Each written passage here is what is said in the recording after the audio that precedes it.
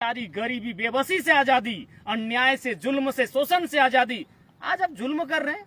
एक व्यक्ति जो पिछले 11-12 दिनों से भूख हड़ताल पर है, जो अस्पताल की बेड पर है, वो अपनी इच्छा से जाना चाहता है तिरंगा यात्रा में, और आप उसे रोक रहे हैं। ये कैसा लोकतांत्रिक व्यवहार है? ये कैसा आजादी का सलूक आप उनके साथ कर रहे हैं? भाई आप ठीक है, आप अगर उनके स्वास्थ्य की चिंता आपको है तो आप उन्हें एम्बुलेंस के साथ ले जाए तिरंगा मार्च में, आप फिर उन्हें वापस अस्पताल ले आए। लेकिन अरे भाई, भूख हड़ताल करना तो अपराध नहीं है क्या? उसके हाथ में लाठियां हैं, डंडे हैं, गोली है, बारूद है, बम है, जो जाकर कहीं बम का धमाका करेगा, किसी के सीने पे गोलियां दागने का काम करेगा। वो एक भूख हड़ताल पर बैठा नौजवान है, जिसने भूख हड़ताल के माध्यम से इस राज्य के नौजवानों के लिए उस क्रांति जो हो रही, उस क्रांति में अपनी सहयोग देने का काम किया है। और जिस प्रकार से रांची पुलिस उनको हॉस्पिटल से बाहर आने नहीं दे रही है, मैं माननीय मुख्यमंत्री महोदय से स्पष्ट कहूंगा, ये कैसा स्वतंत्रता दिवस है आज? ये कैसे 15 अगस्त की आजादी हम मना रहे हैं, जहां भूख हड़ताल पर बैठना गुनाह है, जहां सत्याग्रह पर बैठना गुनाह है? अरे भाई, कोई बंदी होता, कोई हिंसक उग्र आंदोलन होता, आप डिटेन कर लेते, आप अरेस्ट कर लेते, जो आपकी इच्छा थी हाउस अरेस्ट कर लेते।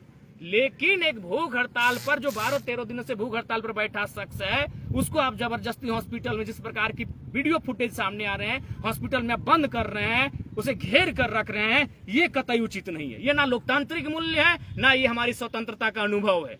ये हमारी लोकतांत्रिक और स्वतंत्रता दोनों ही मूल्यों पर प्रहार कर रही है। मैं रांची जिला प्रशासन को स्पष्ट कहना चाहूंगा, ये व्यवहार उचित नहीं है। आपका ये व्यवहार इस आंदोलन को उग्र बनाएगा। और फिलहाल देवेंद्र नाथ महतो जी के साथ पूरा झारखंड खड़ा है, जयराम कुमार महतो खड़ा है। उन पर आंच भी आएगी तो फिर उसका खामियाजा आप भुगतेंगे। इसलिए मैं माननीय मुख्यमंत्री महोदय से स्पष्ट कहना चाहूंगा कि 15 अगस्त आजादी का दिन है, तो किसी व्यक्ति की वो आजादी से रोका क्यों जा रहा है?